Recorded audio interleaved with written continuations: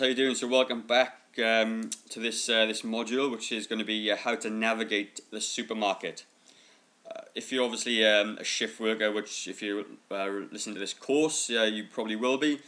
This is going to save you a bunch of time. It's going to really help you get some really good results, and you're going to learn how to sort of avoid the pitfalls of a supermarket trip, because we've all been there.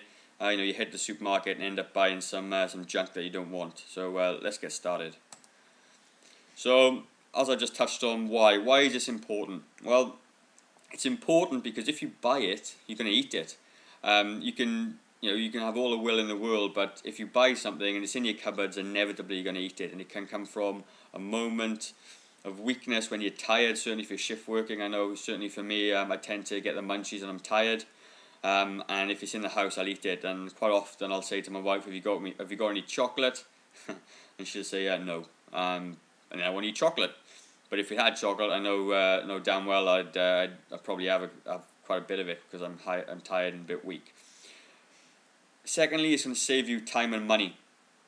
If you go to the supermarket and you know exactly what you want to get, you can whip around there, be done and dusted in 15 to 20 minutes, as opposed to browsing the shopping aisles, taking ages, and the shopping trip turns into a huge amount of time. And not only that, you pick up lots of food stuff that you don't really need or want, and you end up adding an extra maybe $20-$30 or pounds to your supermarket trip. Like I said, just going back to the top one, there's less temptation at home. And as a shift worker, when you're tired and you're at home relaxing, that's going to be where the weakness is going to be, because you probably, if you're like me, you can go a few hours in work without eating at all because you're busy and rushing around. But when you get home and you're relaxed, that's when the temptation is going to creep in.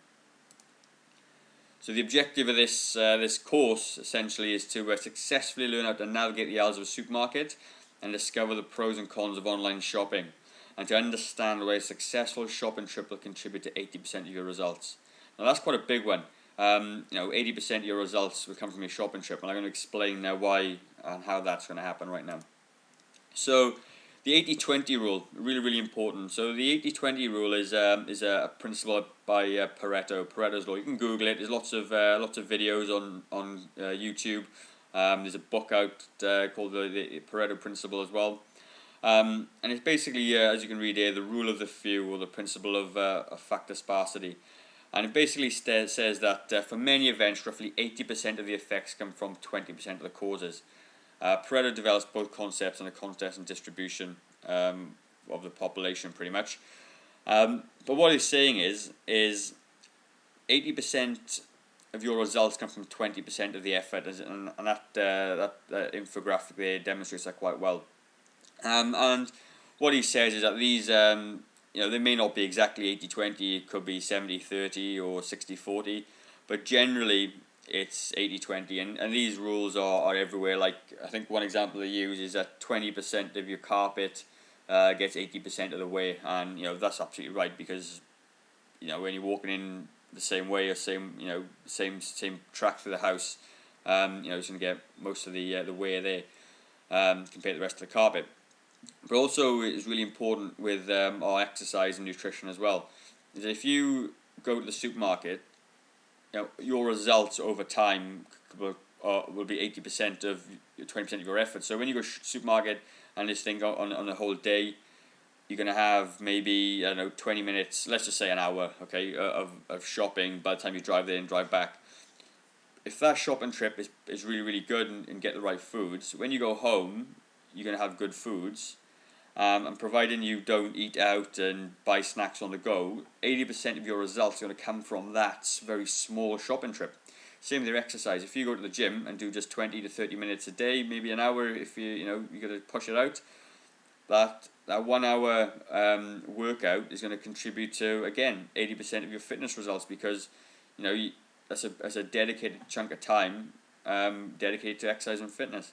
So if you think about it in that way, 20% of your deliberate actions are going to make 80% of your results. So if you want to lose a lot of weight, then obviously you need to get these things right, these small things right, to get your results. And this is my sort of a 5-step timeline, if you like, to have a really successful shopping trip. First of all, you got to start as you mean to go on. You got to get into your house, clear out all the junk at home. And I'm talking about your sweets and your crisps and anything else that you've got, your ice cream, anything you're going to be tempted by. Just get rid of it. I know if it doesn't sit right with you throwing food out, that's all fine. Give it to somebody. Give it to charity. Whatever. But just get rid of all the junk at home, because as I said, it goes straight back to the beginning. If it's in the house, you're going to eat it. Secondly, before you even step out the door to go shopping, and even if you do your shopping trip after work, like some people I know, I don't personally, but they do their shopping trip at 8-10 o'clock at night after a late shift, or maybe on the way home after a night shift. Make sure you eat something before you go. So have a snack ready at work. Have some breakfast before you go. Whatever it is, just have something in your stomach. And the reason you want to do that is because if you go shopping on an empty stomach, you're going to end up buying things that you wouldn't normally buy or really want, because it's just, you're hungry, you're tired, you're a little bit weak at that time of the morning or that time of night, and you'll end up buying the really sweet, flavorful foods that you don't really need or want. So eat something before you shop, and I guarantee you that one little thing is going to make a big difference to your choices. Then what you're going to do is make a list, and not just make a list, stick to that list. So when you prepare, have a little sit down, think about what your meals are going to be for the next few days, and just make a list. And don't just make the list, stick to the list. So when you go into the supermarket, make sure you actually just tick off the items on your list, put a bit of blinkers on, get around the supermarket, pick up what you've put on the list and get out of there. Yes, if you decide that you absolutely need something that you've forgotten about, then go and get it, but a good sit down, good look through your cupboards before you go on a list will do the world of good. The next one's going to be number 4, is going to be avoid the middle aisles. I'm going to show you that in a new slide in a minute, but the middle aisles are where all the processed foods are. Just think of your own supermarket. In the middle aisles, you're going to have the packet foods. You're going to have lots of things like jam and sweets and crisps and dips and chips and all those sorts of things. And chocolate and your packaged sugar cereals and stuff. They're all going to be in the middle of the aisles. So if you can do your best to avoid those middle aisles, you're not going to be tempted by just picking food up off the cusp.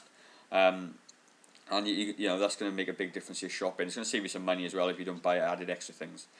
Number 5 is going to be leave the store, but don't succumb to the treats. Now, the supermarkets are very clever. They put the impulse buy stuff right next to the checkouts. You've got your sweets and your magazines and your chocolate and everything else. And that's because people sit there waiting and they go, oh, I fancy that, and they chuck it in. They make quite a lot of money that way, but also it's not going to do any benefit for your waistline. So they're the 5 things. Clean out the junk, eat something before you shop, make a list and stick to the list, avoid the middle aisles, and leave the store, but don't succumb to treats. So as you can see on this very average diagram, but it does a trick, alright? This is going to be a typical layout of a supermarket. Now, yours might be a little bit different, but generally this is how they set out. So you start off at the beginning, you got your fruits, your vegetables, your bulk and your bakery, and your flowers. That's usually how it works. And this is where you're going to start off. You're going to, load up your shopping cart with fruits and vegetables and everything else. And then you got your bakery at the top, so absolutely that's going to be part of your diet as well, and you're going to want to have lots of whole grain breads and rolls and things like that, so try and avoid the white stuff, and I'll go over that shortly. Then you got your seafood, really, really important. It's going to be lots of good fats in your seafood, lots of protein, it's going to be really good for you. Then you got your condiments. So on this one, I actually like this because they've dipped into condiments, and I actually approve of those. When you're certainly looking for like taco seasonings and meat seasoning, things like that. Yes, they got a little bit of salt and sugar, but but it's actually not too bad overall. It'll certainly liven up your meals and stuff like that. So take a dip into your condiments, even your mayonnaises and your ketchup and stuff like that. They're not going to make a huge amount of difference to your results. Then you got your meats, really important again for your lean proteins. Then you got your eggs, butter, milk. Dairy is really, really good as well. Cheeses and eggs and butter and milk and all those things in moderation are going to be good. Lots of protein, good fats, and everything else. Then you got your frozen stuff. So your frozen stuff is going to be your frozen vegetables. Really recommend, but I know sometimes they're cheaper. So if you want an off-season vegetable, it's really good to get some frozen veggies and chuck them in the freezer for times when you're in a bit of a rush. Wines and spirits, if that's what you like, by all means, have a glass of wine occasionally. And then the end. So obviously another one at the top there is the water. Now, if you need a bottle of water and stuff, then absolutely get some water, and then just get out of there. Job done. Then you avoid the canned foods, you avoid the bacons and all that sort of thing, and the baked goods and the cereals and all that sort of thing. So you're in and out, and that's pretty much how you're going to get around there. So when you look down at your shopping cart or shopping trolley, the bulk of your shop should be these things. Certainly for and you can make a million different foods out of these foods here. Okay, so you're gonna have in the top left there some whole grains. So you got your oats, your whole grain pastas, your whole grain breads, and your nuts and things like that. Really, really important to have. They're gonna provide you with energy. They're gonna provide you with fiber. And it's going to help keep your blood sugar stable and everything else. So it's really, really important to have those in your shopping cart. The middle one are just a range of spices and things like that. They're really important. Like, you can buy these packet ones if you want to, or you can buy like I got a big spice rack and I make up my own. I'll try anyway. But they're really important. They're going to add lots of flavour to your meats, and if you're into stir fries and things. Really, really important, because nothing worse than eating bland food all the time. And with spices, you can make 1,000 different recipes of them and lots of flavour. Top right is going to be your lean proteins, as we spoke about, your fish, your eggs, your lean meats. That's what you should be eating a lot of. Then you got your pulses and your beans and stuff. Now, if you're like my wife, she doesn't like beans all that much. But if you're choosing lentils and quinoa and things like that, they're going to be they're easy to cook. They taste nice. And it's going to help you get some really good fiber, really good vitamins, and it's going to be really, really important for you, your overall health.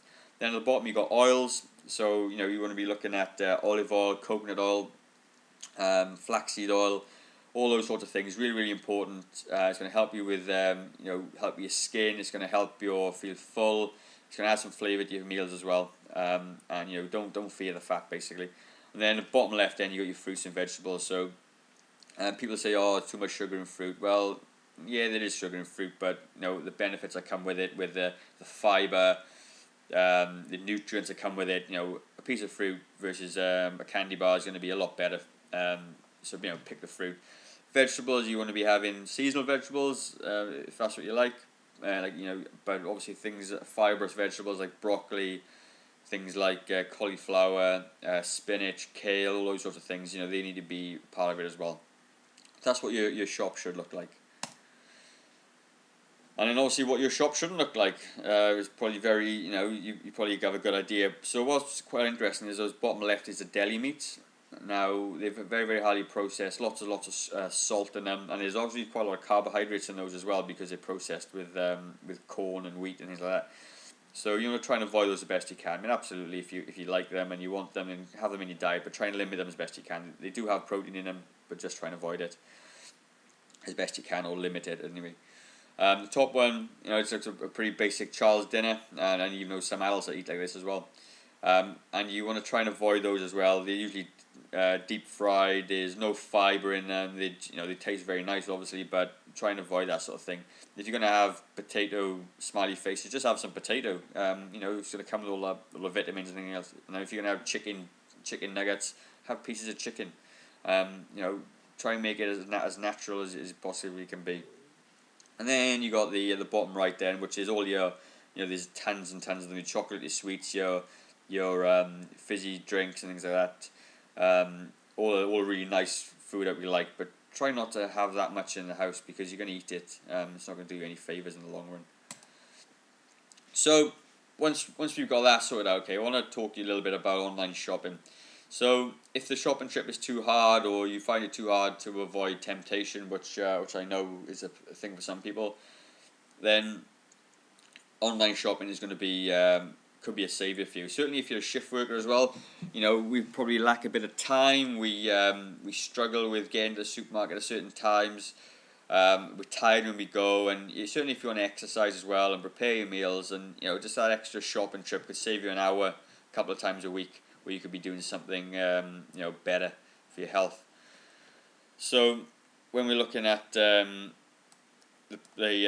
pros of your online shopping, is that it's a very precise shop. So when you go in, you've made your list already. You go down, you pick the foods you want, and you deliver it. Simple as that. And so you're not going to be tempted by the spontaneous buys that you get at the checkouts. So that's going to be really good. So really precise, straight to the knuckle, and you get what you want. It remembers your foods as well. So let's just say that you regularly, most people buy the same sorts of food. So when you start doing this regularly, it remembers the foods you've got. So you can create lists, and all you need to do is just buy the list. Take you literally 5 minutes, and job done. It gets delivered, and you have to think about it. You can save money doing it. So obviously, because you're not going into the supermarket, you're not driving there, you're not driving back, you're not picking up spontaneous items you wouldn't normally buy. So it'll save you some money. It's 24/7 as well, so you can do this. On your break on the middle of a night shift, you can just log in on your phone, send it off, job done, and it it delivers it for you. Frees up some time so you can work out. So I talked about this just briefly. Okay, now if you're struggling for time, you got a family and your shift work, the last thing you're going to be doing is using up time where you could be exercising is to go shopping. It doesn't make any sense, and you got to, like I said, 80-20 principle. 20% of your result, 20% of your actions are going to be worth 80% of your results. So this very small thing of online shopping will allow you to work out, will allow you to prepare your meals, because you're going to save a bit of time for you. But obviously online shopping isn't for everyone. It does have some cons as well. So there's going to be an allocation of delivery times. Certainly if you're a shift worker, you probably not going to be much of a con for you, because you're going to be at home in the day, in the week sometimes, and you can pretty much schedule it in to do it. You might forget something, so you might have a shop and realize you didn't get something else. Well, hey, it is what it is. If you make a good list, this is not going to happen, but it could happen, and you probably or may have to pay for delivery. But when I sort of see that as a monetary con, but yes, you got to pay for a service, but what it actually gives you back is time, which is invaluable. So there is a few of my pros and cons, and that's what this whole lecture was about. Basically, was helping you understand everything and making your own choices. But certainly for me, if you're struggling with time, online shopping is going to be the way forward. So in summary then, just going to summarize the whole thing, alright? Eat before you shop. So important. Going to help, it's going to change the world really if you go there and you don't eat before you go. Make a list and stick to that list.